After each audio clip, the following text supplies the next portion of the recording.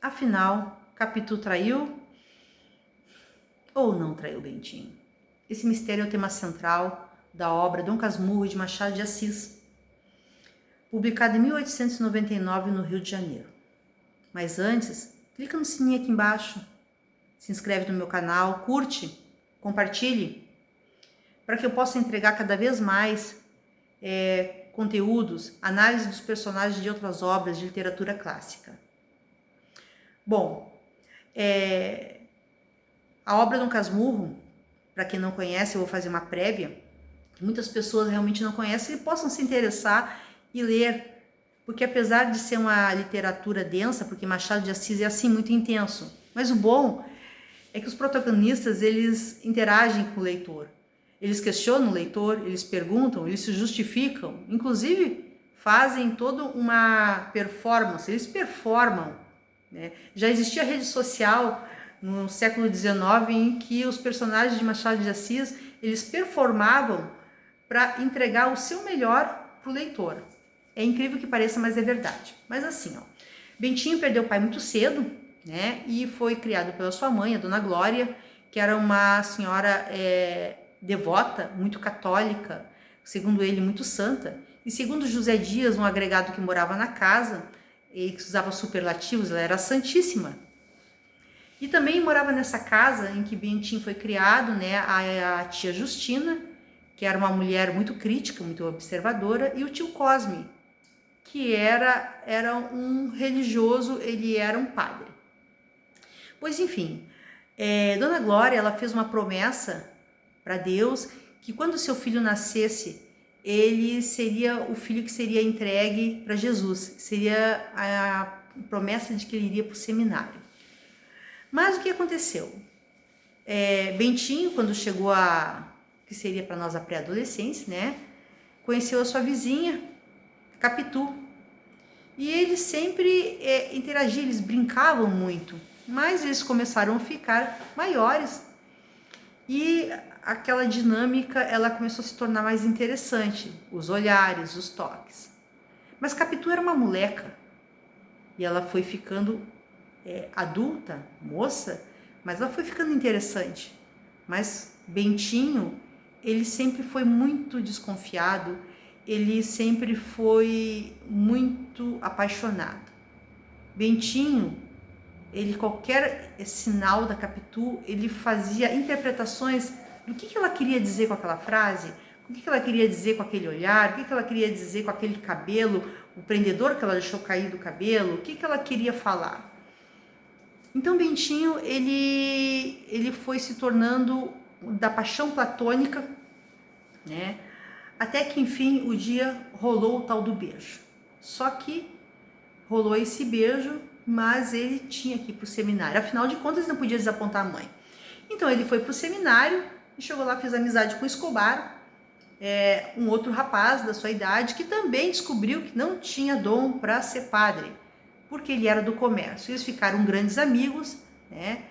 E ali houve toda uma manobra para Bentinho dispensar a mãe dele, né, da promessa com Deus e ao mesmo tempo não ser castigada.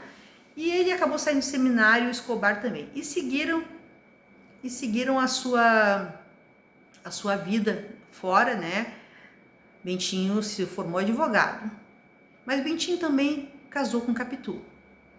E ali começou todo o problema, né? Porque ao mesmo tempo que ele era apaixonado por Capitu, e Capitu também sempre foi muito apaixonada, e inclusive antes do Bentinho entrar para o seminário, ela fez uma promessa de que ela esperaria por ele.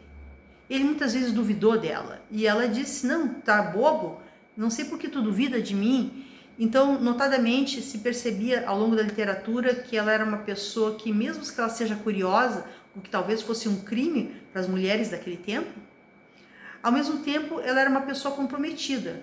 Ela podia ser moleca, ela era, acho, uma pessoa muito à frente do tempo dela. Ela fazia coisas que mulheres seriam impensadas fazer.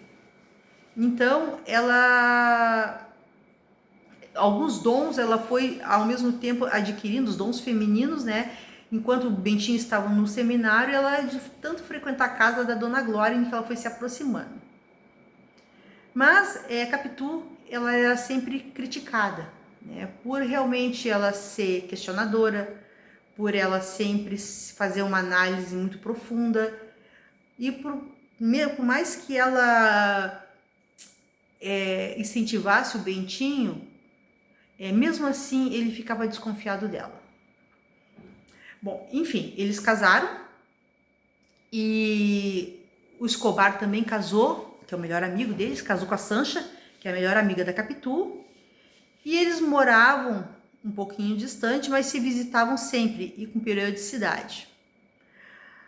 E ao mesmo tempo em que Bentinho, ele sempre ficava enciumado com tudo, desde o mascate que passava na rua, né, dizia que Capitu ficava cuidando eles, os mascates são os escravos, né? Pensa que nós estamos na época que ainda não existia a abolição da escravidão. Ele sentia ciúmes das roupas que ela botava no varal, ele sentia ciúmes da família, ele sentia ciúmes simplesmente pelo fato de sentir ciúmes. E ao mesmo tempo também que Bentinho, ele gostava muito de interpretar sinais.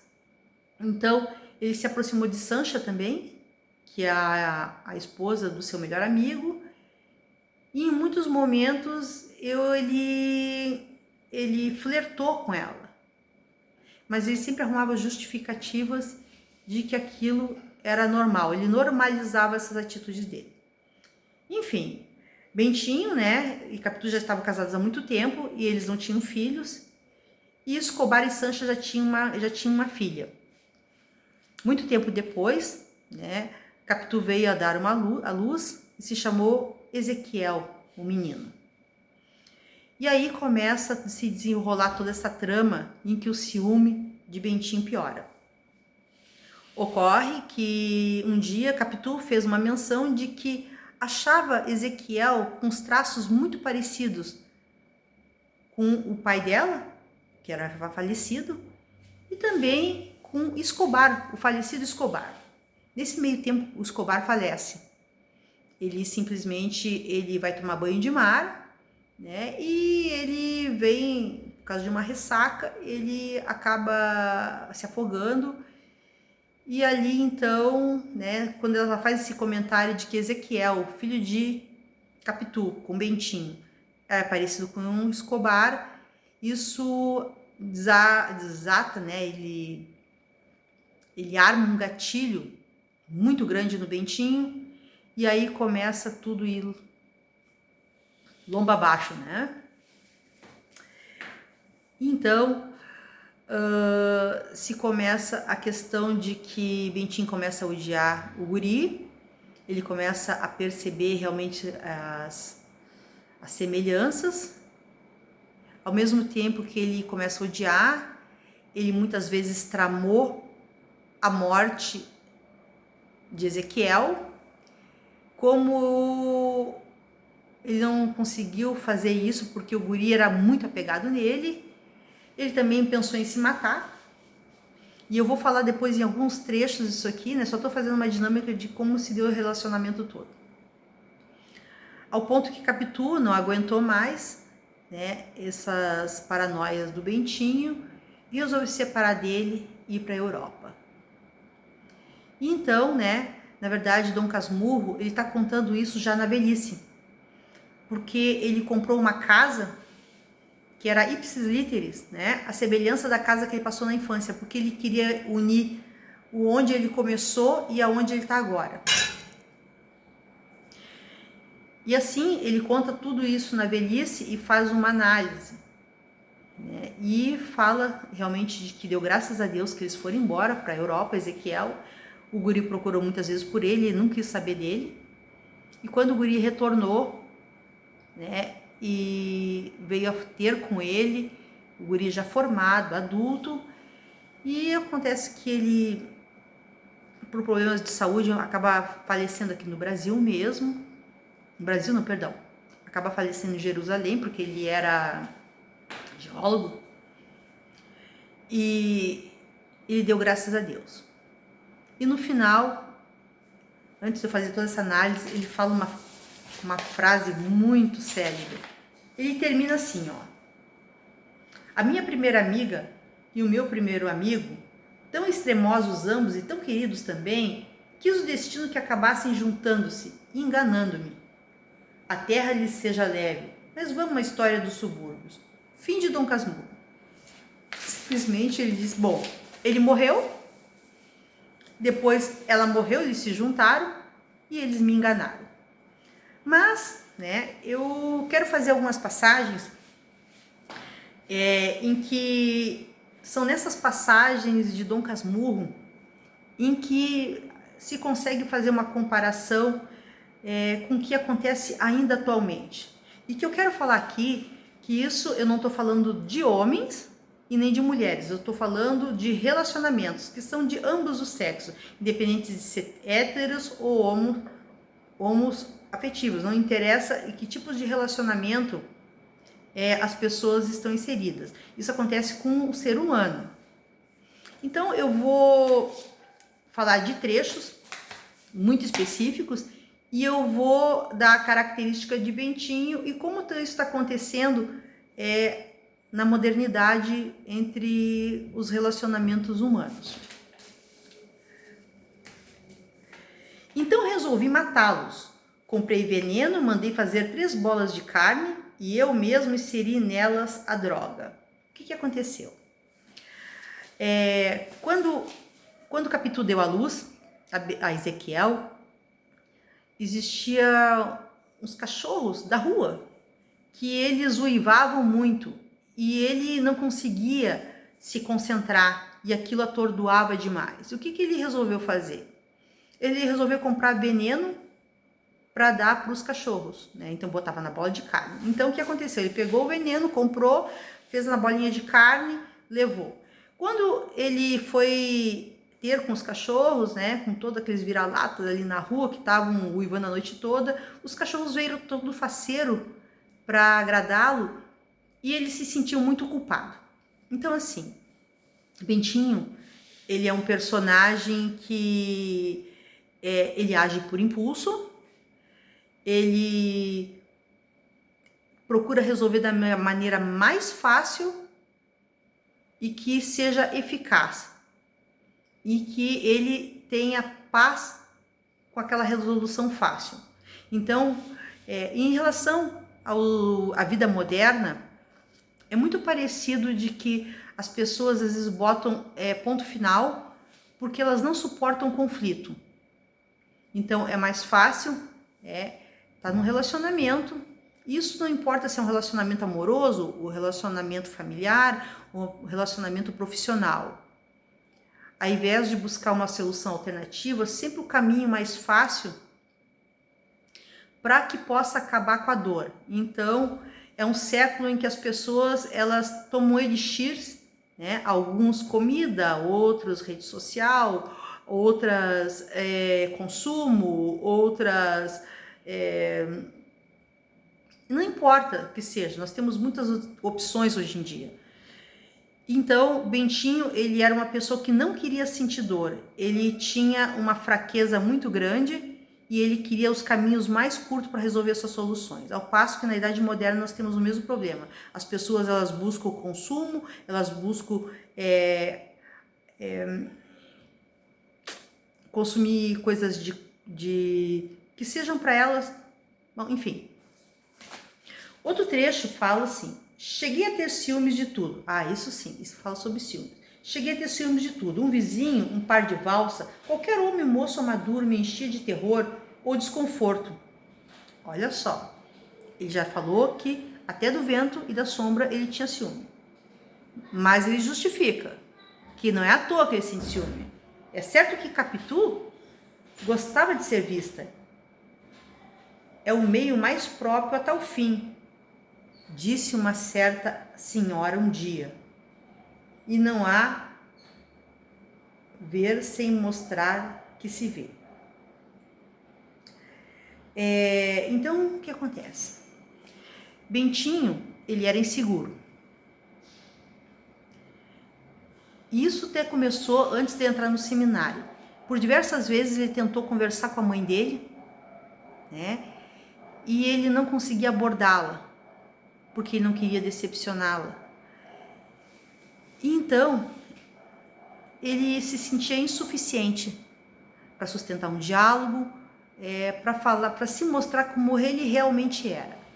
Como ele se sentia insuficiente, né? Ele sentia ciúmes de tudo da Capitu. Ele endeusava ela, mas ao mesmo tempo ela tinha que ficar dentro daquela redoma, para que só ele fosse o protetor dela. E ali ele era muito influenciável também. E uma certa senhora disse, como eu falei aqui, disse-me uma certa senhora que Capitu gostava de ser vista. Então, além de tudo, ele era muito influenciado pelas pessoas, né? Trazendo isso para relacionamentos modernos, o ciúme, ele é a tônica hoje dos relacionamentos. E ainda eu continuo falando, não se trata só do ciúme profissional, o ciúme em todos os, aliás, só do ciúme profissional, não se trata só do ciúme de relacionamento afetivo. O ciúme, ele é uma forma de que tu gosta que o outro tenha, mas desde que não seja melhor do que tu. E isso piora se tu é influenciável. Eu digo tu, o público, né? As pessoas da era moderna. Se as pessoas da era moderna se sentem influenciáveis, aí sim elas têm alguém que validem as ideias dela. Então, por exemplo, tem alguém que trabalha numa empresa conosco, né? E essa pessoa que chegou é muito competente, muito competente. Mas assim, ela supera as expectativas. Mas ao invés de, bom, ele é muito competente ou ela é muito competente, eu vou aprender com a pessoa, não. Eu sinto ciúme. Por quê? Porque eu me sinto insuficiente. Aí vem alguém de fora que trabalha junto no meio e diz, olha, quer puxar o teu tapete. Isso potencializa muito mais a questão da insuficiência e aumenta o ciúme.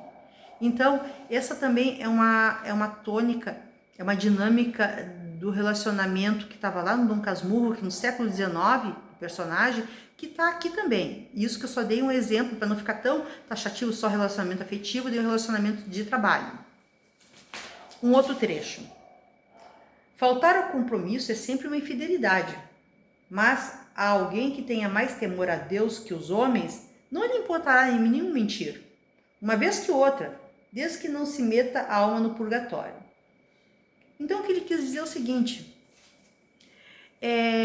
pode cometer os pequenos delitinhos, afinal de contas, se tu é temente a Deus, desde que tu não bote ninguém no purgatório, não vá para o purgatório, não tem problema, né? E Samitiba, na modernidade, ele fala que se chama os pequenos delinquentes, que a pequena delinquência ela inicia em casa, né? Tu potencializar os seus filhos a mentirem, né? Ou digo, conta só para a mãe, conta só para o pai, esse é um segredo só nosso. Se bem que na família tu não pode ter segredo só nosso. Pai e mãe não existe esse segredo só nosso. Então, tu começa as pequenas delinquências dentro de casa. E o que acontece? Bentinho, ele acha que outra pessoa não pode mentir, mas ele justifica que ele tem pequenas mentiras e que tá tudo certo porque ele é um cara temente a Deus. Afinal de contas, ele teve no seminário, ele já foi visto por Deus, já foi avaliado por Deus. E o que tem? Desde que ele não bote ninguém no purgatório, pode. Trazendo isso para a era moderna, o que acontece? Eu posso cometer pequenos delitos, né? Mas se eu creio em Deus, tá tudo certo. Eu posso ir no mercado, a moça me dá o troco a mais, eu digo, o mercado tem bastante, né? E isso só para exemplificar, eu não vou contar isso, afinal de contas é só uma omissão. Então, afinal de contas, nós somos forjados a seguir estas características que elas nos trazem inverdade. A gente não diz mentiras, nós trouxemos inverdades. Mas essas inverdades simplesmente é pelo medo que a gente tem de se expor. Porque hoje em dia a gente está numa sociedade que a gente é muito visto. né? Eu acho que sabe de tudo na nossa vida, né? Com a inteligência artificial, com a inteligência artificial você sabe mais ainda. Não tem nada que esteja escondido, sabe nosso CPF, nosso RG, sabe onde nós moramos, nossa posição, inclusive em escala, em tudo. Então não temos mais como nos esconder.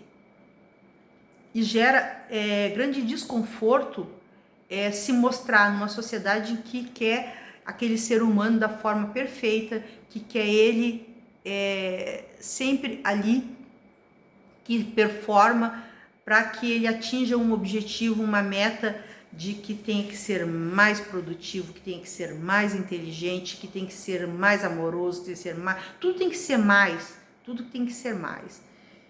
Então, como todos nós temos as nossas limitações, nem somos mais em tudo, algumas coisas nós somos muito menos, outras nós somos muito mais, acabamos por realmente fazer essas pequenas mentiras, que hoje a gente até nem justifica mais, mas para Bentinho, ele justificava as mentiras dele, dizendo que ele era um bom católico. Vamos outra aqui. Palavra puxa outra, falei de outras dúvidas. Eu era, então, um poço delas, um poço de dúvidas. Coachavam dentro de mim como verdadeiras rãs, a ponto de me tirarem o sono algumas vezes.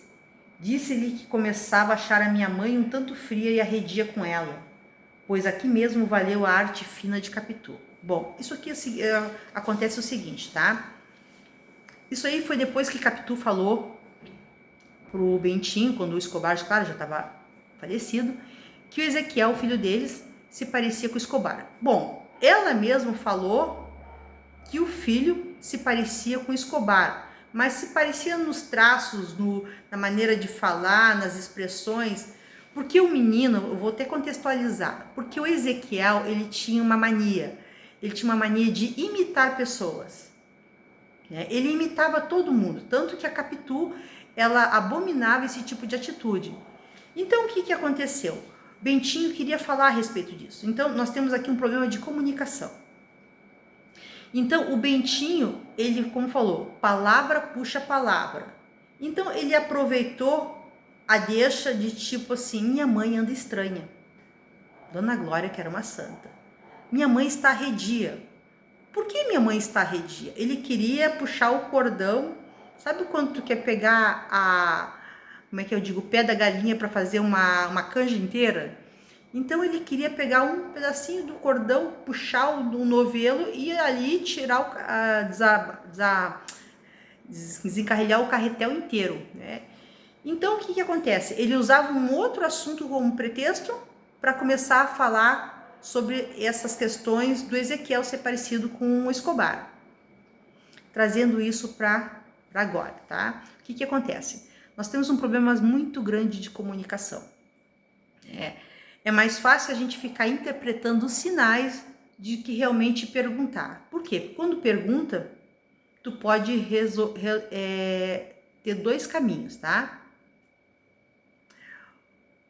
Ou tu ganha uma resposta que realmente vai tudo contra aquilo que tu acredita, e daí a tendência é tu ser combativo, ou tu ganha uma resposta de que realmente, tipo, eu tinha razão, porque daí tá validando uma ideia que é sua. Então, a comunicação é um grande mal do século. E quantas pessoas, né, elas não se comunicam, né? Eu costumo dizer que elas não atravessam. Porque nós vivemos num momento em que nós falamos muito, nós sentimos muito, nós temos muita intensidade, mas se nós não sustentamos o nosso discurso com a prática, nós não realizamos, nós não atravessamos. Nós ficamos no silêncio, nós ficamos no ser, no talvez. Ficamos pensando, por que o outro não deu o primeiro passo? Mas eu não vou dar, por que eu vou dar o primeiro passo, o outro não vai dar? Então nós ficamos criando ali uma zona cinzenta e um de cada lado para tentar se comunicar. E todos ficam naquele impasse. Então a falta de comunicação lá do Bentinho, ele criou uma zona de vácuo entre ele e a Capitu, né? E alimentou muito mais a paranoia e a desconfiança dele.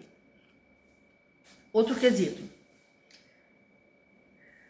Apalpei-lhe os braços como se fossem os de Sancha. Custa-me essa confusão, custa-me essa confissão, mas não posso suprimi-la. Não só o palpei com essa ideia, mas ainda senti outra coisa. Achei-os mais grossos e fortes que os meus, e tive-lhe inveja. Acresce que sabiam nadar. Isso é o seguinte. Ele está contando que numa conversa dele com o Escobar, né? Que o Escobar disse que gostava muito de nadar nos dias que o mar, eles moravam de frente para o mar, o Escobar e a Sancha. Eles gostavam muito de nadar e gostavam de nadar em especial quando o mar estava agressivo. E ele dizia assim, olha só, Bentinho, eu tenho braços fortes, eu sei nadar. Aí o Bentinho foi lá e apalpou os braços dele. Né? Mas daí, no apalpar os braços dele, ele fez duas observações mentais. A primeira de que sentiu que os braços dele eram fortes, muito mais fortes que os deles. A comparação, o que é isso? Inveja. E também ele disse, como se fossem os de Sancha. O que aconteceu? Sancha era uma pessoa, melhor amiga da Capitu, era uma mulher agradabilíssima e talvez, como elas pensam que elas estavam irrompendo quase o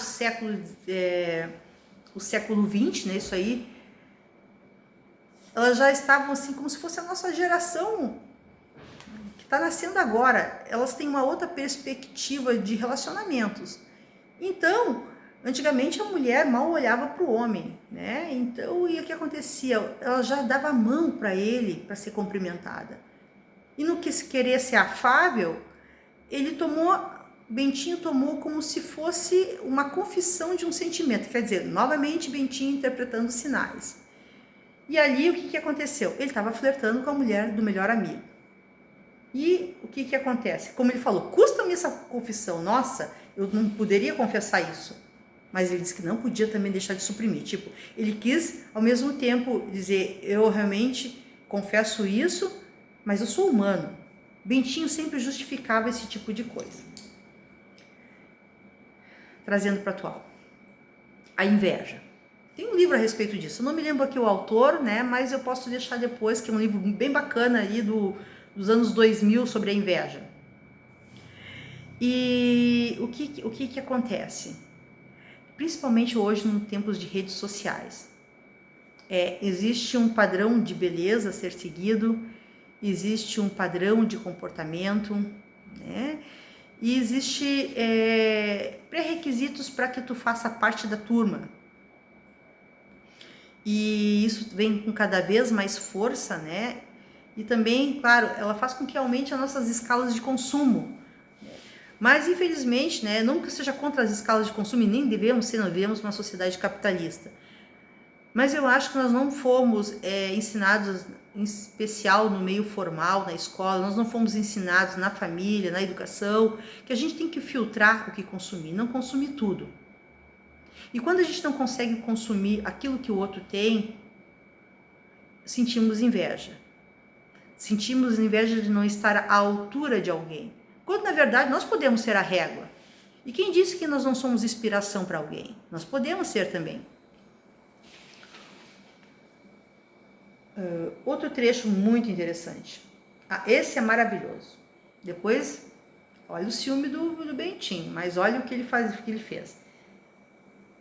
Foi o dia que ele saiu da casa de Escobar e a Sancha cumprimentou, abraçou a melhor amiga, Capitu, e também, como eles eram compadres, também se aproximou dele. Senti aí nos dedos de Sancha entre os meus, apertando uns aos outros. Foi um instante de vertigem e pecado. Eu, sinceramente, eu ainda fico pensando, porque Machado de Assis ele sempre foi muito polido nas palavras. Tanto que o romance todo, ele atravessa com aquela ideia idílica, né? Aqueles sentimentos platônicos entre Capitu e Bentinho, né? Os aferos, no máximo, que se deram o toque dos cabelos, o beijo, mas nada muito passava disso. Eu já estou imaginando aqui que o que não queria dizer Machado de Assis entre esses dois casais. Então, assim, ó, isso, eu acho que isso dá palestra para um dia inteiro a respeito disso aí. Mas o que eu quero dizer assim, nitidamente, ele admitiu que flertou e tinha uma vertigem e pecado pela Sancha. Mas, tem mais aqui. Sinceramente, eu achava-me mal entre um amigo e a atração. Então ele ficou entre dúvida entre a lealdade ou a libertinagem. Olha, a justificativa. A timidez pode ser que fosse outra causa daquela crise. Não é só o céu que dá as nossas virtudes, a timidez também. Então, ele disse o seguinte: eu era assim porque eu era muito tímido. Tá? Trazendo para a atualidade. Quantas vezes não se justifica por que fazemos as tais coisas, né? Vamos achar um exemplo bom aqui.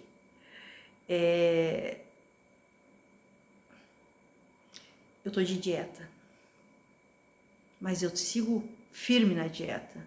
Mas hoje tive um dia estressante. Mas eu vou comer aquele açaí que tá na minha geladeira. Por quê? Porque eu mereço. Nós sempre temos uma narrativa interna para justificar, porque a gente quer ficar confortável conosco mesmo. Outra narrativa eu me sinto atraída por aquela pessoa, mas ela é comprometida. Mas não tem problema, afinal de contas o relacionamento deles não tá bom. Então assim, isso não tem problema. Outra narrativa moderna. Eu ganhei um cargo de chefia, mas teve uma outra pessoa que foi destituída e eu fui elevada para aquele posto. Não tem problema, aquela pessoa não estava produzindo. Percebe que eu não estou fazendo nenhum julgamento. E me desculpe se eu talvez tenha tocado em alguma narrativa aqui, né? Que coincida com um caso que está acontecendo no momento contigo, né?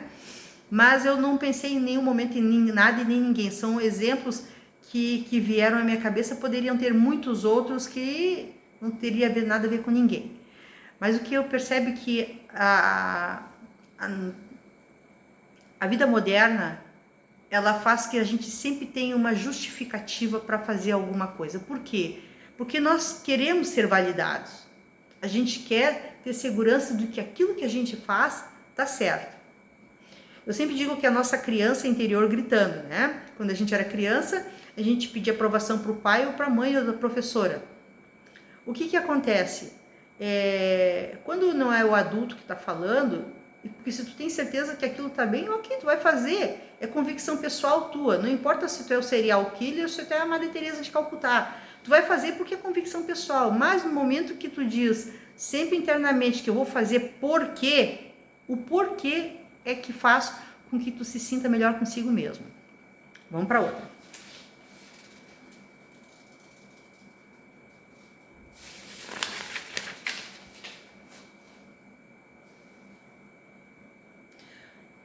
O Escobar vinha surgindo da sepultura, do seminário, do Flamengo, para se sentar comigo à mesa, receber-me na escada, beijar-me no gabinete de manhã.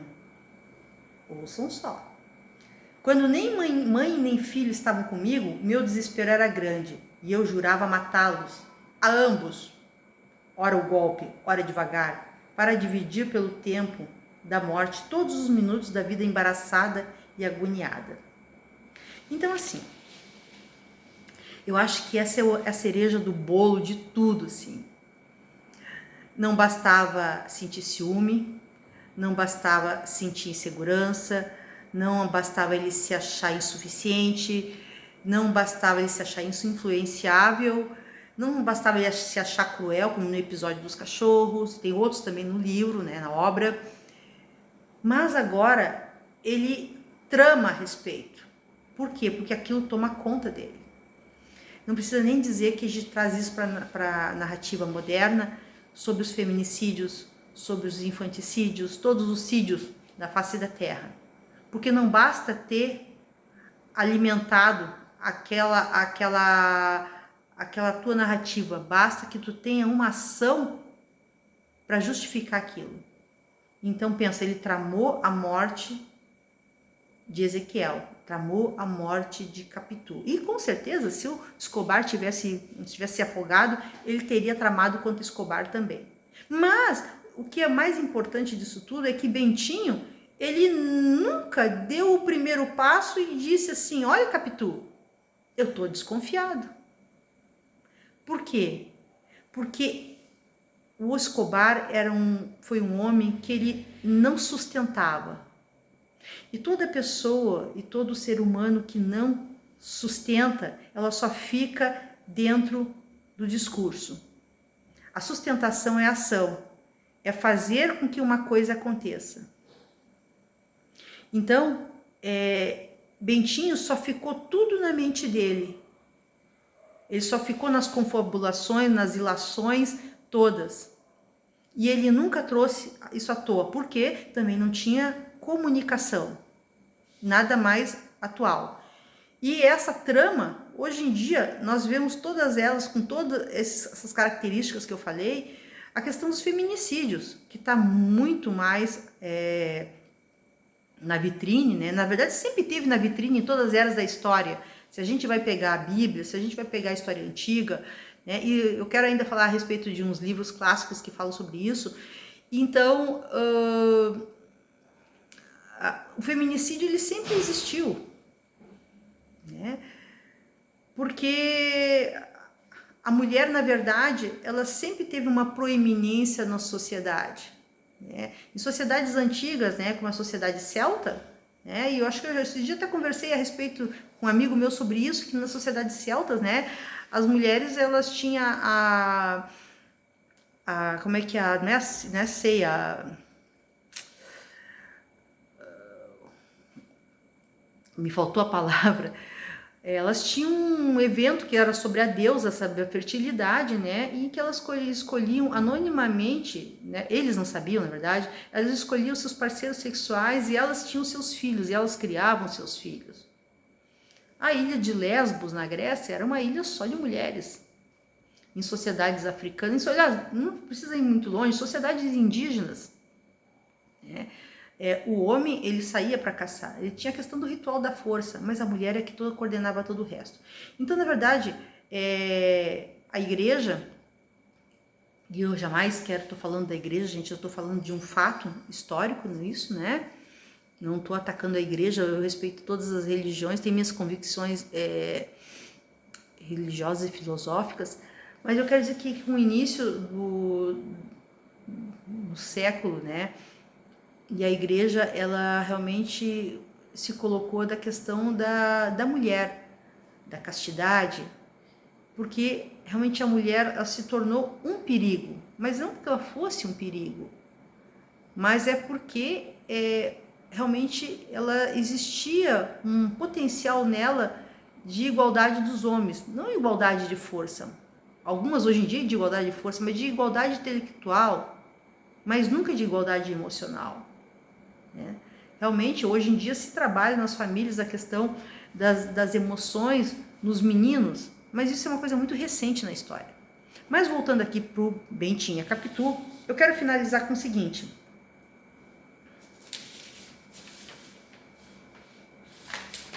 Eu quero finalizar que o Ezequiel, depois que for para a Europa junto com a Capitu, né, e a Capitu se separou do Bentinho, porque ela não aguentou, ela tentou reaver o casamento, tentou explicar para ele que ele estava fazendo uma injustiça, né? E realmente ela se foi e ela acabou falecendo, bem jovem. E o Ezequiel, já adulto, né, formado na universidade, retornou ao Brasil e ele quis conversar com a tia Justina, porque a mãe dele, a Glória, já era falecida, né? O José Dias, o agregado, também.